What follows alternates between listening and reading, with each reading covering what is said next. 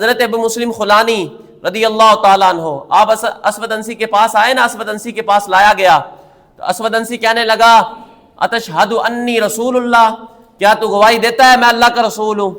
فرمایا تو نے جو کہا ہے میں نے سنا ہی نہیں۔ کہا کہ جو نے تو بکواس کی ہے اس کا یہی مطلب ہے وہ میں نے نہیں سنی۔ پھر وہ کہنے لگا اتشہد ان محمد الرسول اللہ، کیا تو گواہی دیتا ہے کہ محمد اللہ کے رسول ہیں؟ فرمایا ہاں میں گواہی دیتا ہوں محمد اللہ کے رسول ہیں۔ فرمایا ہاں میں گواہی دے رہا ہوں محمد اللہ کے رسول ہیں۔ پھر وہ پوچھنے لگا اتشہد انی رسول اللہ، کیا تو گواہی دیتا ہے کہ میں اللہ کا رسول ہوں؟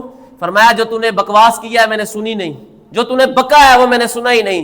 پھر وہ کہنے لگا اتشہد ان محمد الرسول اللہ، کیا تو گواہی دیتا ہے محمد اللہ کے رسول ہیں؟ فرمایا ہاں میں گواہی دے رہا ہوں محمد ہی اللہ کے رسول۔ اسود انسی کو بڑا وٹ چڑھا، وہ کہنے لگا کہ میں جب تجھ سے اپنی بات کرتا ہوں تو سنتا ہی نہیں، تیرے نبی کی بات کرتا ہوں تو سن لیتا ہے۔ یہ حضور کے غلام کے انداز ہونا چاہیے۔ آج لوگ کہتے ہیں وہ جی ہر بندے کی بات سن لینی چاہیے، میں کہا نہ، جو محمد عربی کے دین سے ہٹ کے بات کرے اس کی بات نہیں سننی چاہیے۔ اگر بات سننی ہوتی تو حضرت ابو مسلم خولانی بھی تو سن لیتے۔ آپ فرمایا میں تیری بات ہی نہیں سنتا۔ سارا اسے بڑی وٹ چڑھی کہ یہ میری بات نہیں مان رہا۔ اس نے نہ جناب حضرت ابو مسلم خولانی کے لیے آگ جلوا لی۔ اس نے کہا کہ آگ جلوا لی، اور حضرت ابو مسلم خولانی کو پکڑ کے آگ کی طرف لے کے جانے لگے۔ ابو مسلم خولانی نے کہا، فرمایا اب کیا ہوا ہے، تمہیں کیا مسئلہ ہے؟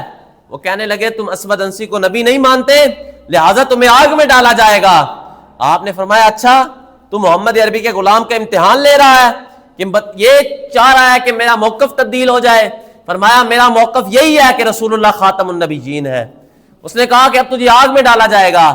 آپ نے فرمایا میں بھی دیکھتا ہوں کیا ہوتا ہے۔ فرمایا تو مجھے بات کرتا ہے تمہیں آگ میں ڈالا جائے گا؟ فرمایا مجھے آگ میں ڈال، میں حضور کی ختم نبوت پر پہرا دینے کے لیے آگ میں داخل ہو جاؤں گا۔ فرمایا پھر وہ آگ جانے اور میرا خدا جانے۔ فرمایا میں ختم نبوت پر حضور کی ناموس پر پہرا دینے کے لیے آگ میں چلا جاؤں گا۔ فرمایا پھر وہ آگ جانے اور محمد رسول اللہ جانے۔ حافظ ابن کثیر نے البدایہ والنہایہ کے اندر لکھا کہ جب حضرت ابو مسلم خولانی کو آگ میں ڈالا، جب آپ آگ میں گئے تو حضرت ابو مسلم خولانی کئی دیر تک آگ میں رہ کر زندہ واپس باہر آ گئے۔